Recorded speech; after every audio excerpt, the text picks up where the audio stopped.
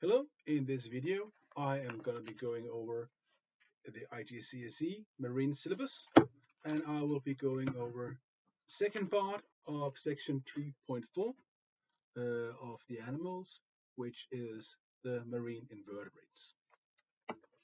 As always, this video here is free to use. It's made for my class, but if anyone can use it, you're more than welcome to. Any errors here are mine and mine alone, so use it if you can. Let's roll. So in this video, I will be going over the part of the syllabus which covers the marine invertebrates. Be aware that although the IGCSE Marine syllabus do cover marine invertebrates, it only scratches the surface. It would be like me saying that the Harry Potter novels was about a guy who lived at home, went to school, got some new friends, met a wacky professor, and that was it. Not lying, but there's way more to the story than that. The same way here. Just know that we're just mentioning a few groups of vertebrates, marine vertebrates, and we're just mentioning a very few species. Anyway, we will be going into 5 different areas. We will be going into the crustaceans, our shrimps and crabs, lobsters.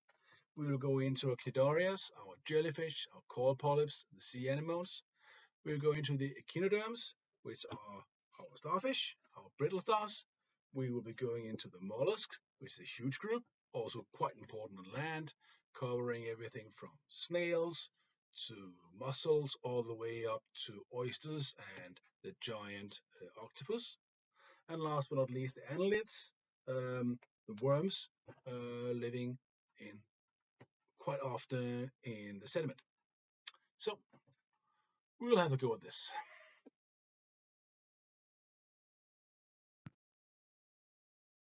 The crustaceans are a very important group of animals, and we'll find them pretty much everywhere in the ocean. Some live in the upper layer as plankton, zooplankton, swimming around. Others we'll see live on the seabed. Crustaceans have some features that we can see quite well if we look at the lobster here in the picture. They got bilateral symmetry. And they have very clearly, we see a exoskeleton, and they have a segmented exoskeleton. The exoskeleton is a hard outer case, and having an exoskeleton provides structure and something for the muscles to pull on, which also makes an animal like a lobster able to be quite strong and have a lot of pressure in its claws. The exoskeleton also helps it to move and helps protect it from damage and predation. The downside to having an exoskeleton is that when you want to grow, you have to shed your exoskeleton for a while and then grow a new one. And when you do that, you are quite vulnerable. Crustaceans have compound eyes. It means the eyes are made of many small eyes that each help to form an image. You also see the 2 pairs of antennae. They are a sensory organ sticking out from the head, and they have 2 pairs here. Have a long pair that's easy to see, and then a shorter pair. Last, we can also see the abdominal is segmented, and on each segment there is a pair of jointed legs.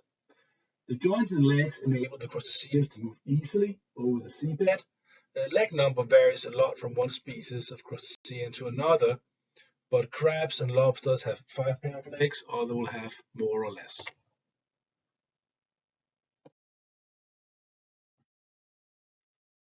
And here we see 3 different kinds of marine crustaceans. We have the crab, which can be both in the water and out of the water. We have the microscopic copepods, which lives as zooplankton in the upper layers. And we have shrimps. All of them are good examples of marine crustaceans. The Cnidaria are a group of organisms with quite a simple structure. The most well-known for most of you would be the jellyfish that we'll see going to the beaches here in Europe. Some Cnidaria, they live as free-floating organisms, that can be the jellyfish, and other live more as attached to a substrate, which are sea anemones and corals. They have a jelly-like structure. They have a very simple nervous system, and they have a radial symmetry. Then they have tentacles, and those tentacles have stinging cells that can be used both for defense and for predation. Some Cnidarians have a symbiotic algae living inside them. That's what we see in the corals, where the corals have a symbiotic zooxanthelle that lives inside their cell and help them with photosynthesis. Although the Cnidaria can seem like quite simple animals compared to the lobsters and sharks and what else we see, they're very important in the marine food chain. And reef building organisms such as corals provide a very important environment for other animals to live in. And here we see 4 different examples of Cnidarias. We have the jellyfish, which is free floating. We have corals, which are attached to the substrate.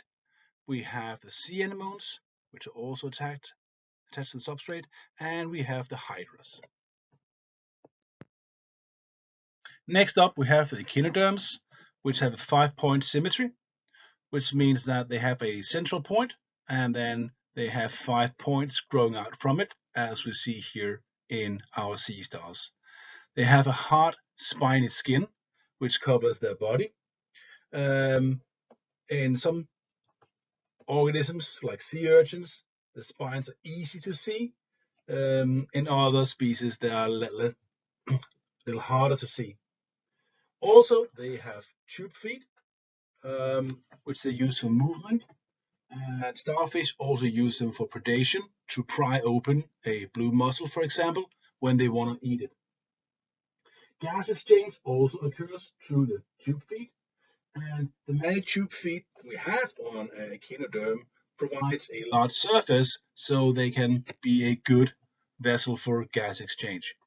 Echinoderms are very important in the marine organism, and we mostly see them living on the seafloor.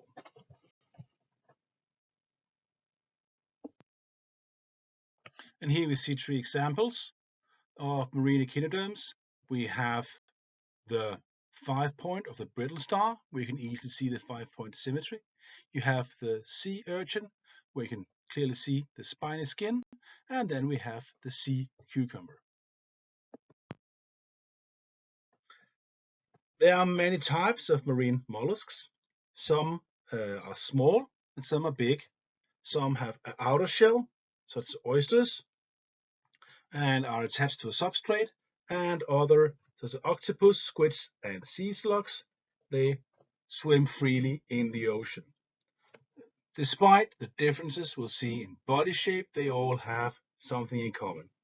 They all have bilateral symmetry. Their bodies are not segmented, and will find either an internal or an external shell. All mollusks have some kind of shell. With oysters, clams, whelks, so on, it's easy to see the shell who is outside and is protecting the animal. The shell can then be closed and be used for protection. In squids, octopus, and sea slugs, the internal shell is hard to see because it is internal. These internal shell, they stiffen the body and attach to muscle to allow movement.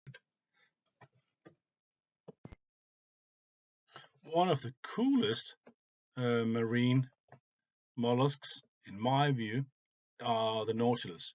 The nautilus are pretty much living fossils. They've been here for a long, long time, and they have a shell on the outside, a smooth shell, and then they have a cephalopod body, so they can swim around in the ocean with a shell on the outside, and they are pretty cool looking, to say the least. There are over 20,000 different species of annelid living in the sand or silt, of the seabed. Some species can swim among the plankton, and others can live pretty much in the hot water of a hydrothermal vent. Annelids have been found in the deepest trenches in the ocean, and they are quite remarkable marine worms. They all have several shared features, which include they have segmented bodies. The body of Annelid is segmented, so almost every segment is identical. All through a few have specialized structures, such as a mouth or an anus. They have bilateral symmetry, and they have a quite soft body. They do not have the hard outer skeleton we see on some of our other species. And each body segment has tiny hair called setae on the surface. In some species, they are not very obvious, and in others, they can be very long and easy to see. And they also help with gas exchange, protection from predators, and movement. Here we see different examples of marine annelids, and on our right side, we will see the marine tube worms who live at the hydrothermal vents, and they are, as marine invertebrates go, pretty cool. They're able to live under very high pressure in warm water and under conditions that most other organisms would find toxic, and yet they're able to live there because they're able to form a symbiotic relationship with bacteria.